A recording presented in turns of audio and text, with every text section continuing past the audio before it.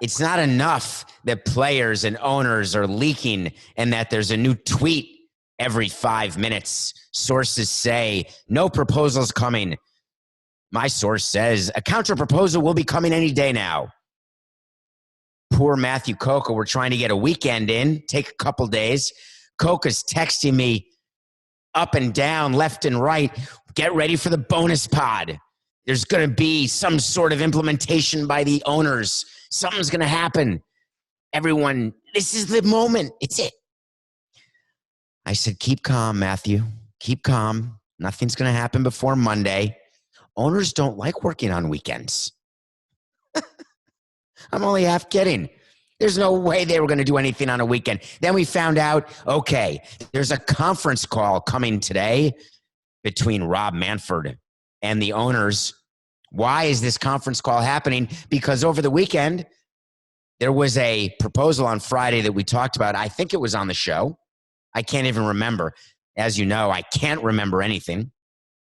A proposal by MLB, the latest proposal, saying let's play 76 games for 70% of your salary. If we have playoffs, we'll give you 80%. The players said, LOL, dead on arrival. Not going to happen. And you've got till Sunday to respond, baseball said. Well, the union this weekend on Saturday, because maybe they do work weekends, everybody's working for the weekend. I cannot believe that Loverboy is in my mind. I literally cannot, but it is. The statement by Tony Clark went viral.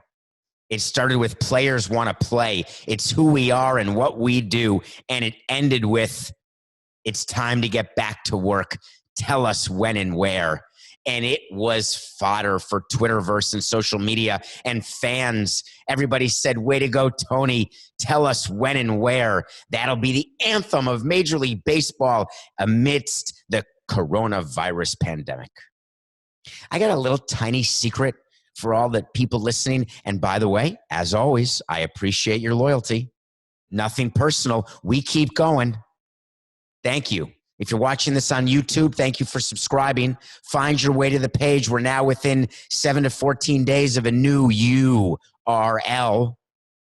Coca never even told me what day that's going to come. I bet you that's because Coca doesn't know, because Coca has to make 4 phone calls, which then has to go through 3 layers of permission that then will have an email, a conference call, some sort of waiver will have to be signed, maybe some sort of acknowledgement, legal document. Then we will have a nothing personal URL on YouTube. In the meantime, if you're listening to this, you're not watching my face, but you're listening and subscribing and you're telling your friends, and I'm appreciative. But here's a little nugget for all of you people thinking that Tony Clark said something epic. Tell us when and where. Do you know that every single year we tell the players when and where? That's our job as executives. You get a memo in the off season. Dear Mr. Ozuna, please find attached your schedule for spring training.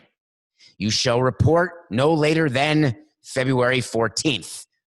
Your physical will commence at 8 a.m. The first workout will be at noon. The traveling secretary will be in touch with you about your travel arrangements because you've negotiated to get first-class travel to and from spring training to the season and then when the season ends. By the way, the schedule for the season is attached herein there too. Of course, you may have gotten the magnetic schedule, which we did a giveaway at the end of last season. But if you're new to the Marlins, we've attached it anyway. But of course, if you go on the Google, you can find it. That's it. We always tell you when and where. Do you know why? Because they're employees. This is not me being pro-management. This is not me being pro-player. This is me telling you the way it works in business. Let me break it down in a maybe slightly more clear and condensed way. How do you know what time to go to work? Just curious. In your job, do you just go when you feel like it? You know what? It's 9:30. I'm on my way. Today's Wednesday. Nope. To me, it's Saturday. Not working today.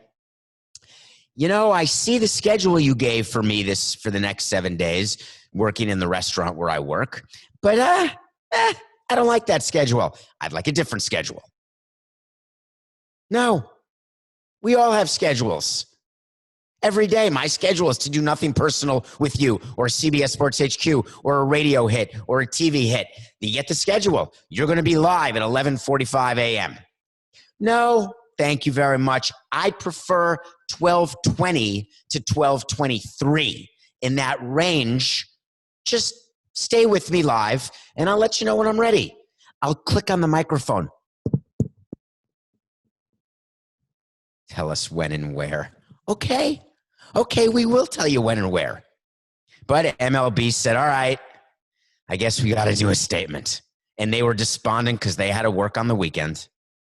And they came up with a statement that was quite long. And they did something that I don't like.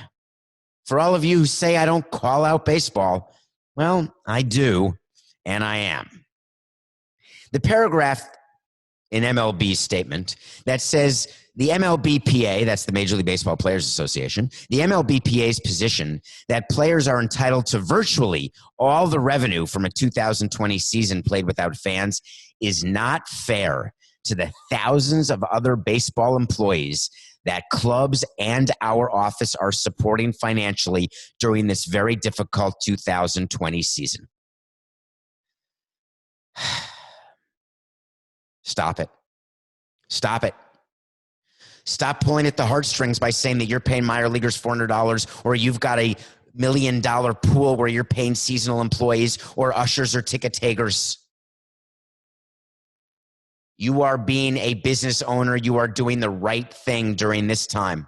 There's plenty of business owners who have had to furlough employees. There's plenty of business owners who are trying their best to keep as many as they can, the payroll protection plan from the government, or just digging into their pockets. There's no obligation by any employers to do it. Some can do it, some can't. Some will do it, some won't. That's life. But in a statement to the press that comes on the heels of weeks and weeks of vitriol and back and forth spewing of anger, lack of cooperation, don't call out the fact that the players are not being fair to the thousands of other baseball employees. The players should not feel in any way responsible for the man or woman who flips hot dogs at the concession stand on the main level of the ballpark. The owners should not ask the players to take responsibility for all of the restaurateurs around Wrigley Field who have been quiet and lost their jobs without home games. Not appropriate. My thought is this. If owners are going to tell the players that they have the right, which the players already acknowledge, to set a schedule, to set a number of games, to pay the players their prorated salary, when you know you've got the right, you don't need to say it. It's like when you're playing poker, or if you're in a trivia game and you know that you have the winning hand, or you know you have the right answer, or you know when you're arguing with your significant other or with your sibling or with your friend, and you have a piece of information that you know that they don't, or you know you think they know, but it doesn't matter whether they know because you know that they should know. You don't have to tell them that you know. It's way more powerful to just know it. So baseball says we will evaluate the union's refusal to adhere to the terms of the March agreement, and after consulting with ownership, determine the best course to bring baseball back to our fans. Here's what MLB's statement should have said. Hard stop. We're sorry that you don't want to negotiate. We're happy to keep trying until Monday, but after Monday, we will have to send you the schedule because we got to get going because we have to be finished by September 27th. Period. Thank you. That's not a statement. It's not a letter. It's not an angry letter back and forth. So why are these statements happening back and forth? Why are the letters that you've read about between Dan Helm, the deputy commissioner, and Bruce Mayer, the chief union negotiator, angry letters, sarcastic, with parentheses, mudslinging, because they're setting up a legal record in case of a grievance. They're papering the file. Your employers do it no matter where you work, I promise. The HR department requires them to paper the file. Every time you get yelled at for being late, or every time that you come and you report an issue, whether it's harassment, discrimination, or whether it's poor working conditions, or whether you're upset with your end of year evaluation because you didn't get the raise you wanted, believe me, it's in your file. We're not talking Hoover. We're not talking FBI. It's not like we're spying on you. We have files because we need to be covered in case once you leave the job, you come back and sue us for money. Major League Baseball has to paper the file just in case the players file a grievance saying you did not negotiate in good faith and use best efforts to play as many games as possible. And then the Major League Baseball Commissioner's office and the owners will say in the grievance, you, Mr. Player, did not negotiate in good faith or use best efforts to accept the reality that is our economic situation. To which the players then reply, economic situation? Economic situation?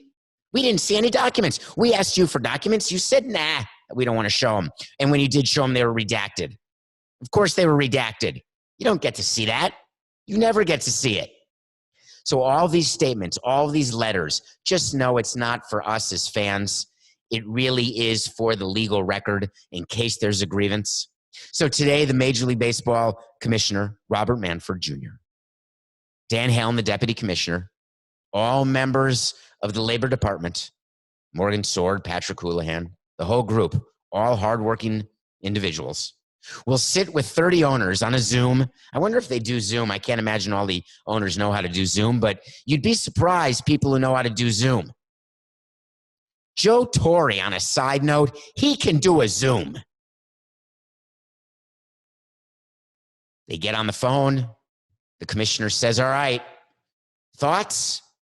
The owner said, Rob, what are your thoughts? This is how the call actually goes. Rob says, well, there's nothing we can do to negotiate with the players. They will not accept anything below 100% pro rata. We have the right to set the number of games, but we have to play pro rata. Here's the spreadsheet. If we have 54 games, here's the total amount of compensation. But keep in mind, if we impose a schedule, then not only do we have to play, but there will be no expanded playoffs, and we will not be able to sell an extra round of playoffs. And only 10 of you, only 10 of you on this call will be playing October baseball. If we can do expanded playoffs, there may be as many as 16 of you on this call. All of a sudden, the owners are texting on the side. They're not doing the chat in the Zoom room because those chats, as you know, if you're chatting in your Zoom meeting and you do a private chat, just know the host of your chat can see everything that you are privately chatting. So in any Zoom meeting, when you have a chance to chat and you sort of specify which person, just word to the wise, the host can see all. So there's some chatting going on, maybe some texting where one owner says, hey, I don't think we should play at all. Artie, I don't think we should play. Hey, Stu, do you want to play? Hey, Bruce, what about you? Do you really want to play? Fred, you're trying to sell a team. You really want to play? I don't know. Should we play?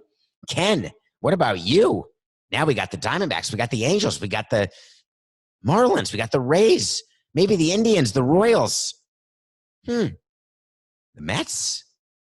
Are there 8 of you? Hello? Gentlemen, this is Rob. Are there really 8 of you saying that you may not want to play? Because if that's the case, this call's over and I got to work on each of you, because if you vote against what I'm telling you to vote for, we can't even implement a schedule. You're not giving me the right. I need 75% of you. I need 23 of you to tell me what to do. That's what's happening. We're going to get more later, and it's going to be fun. It'll be a lot more and nothing personal. Don't you worry.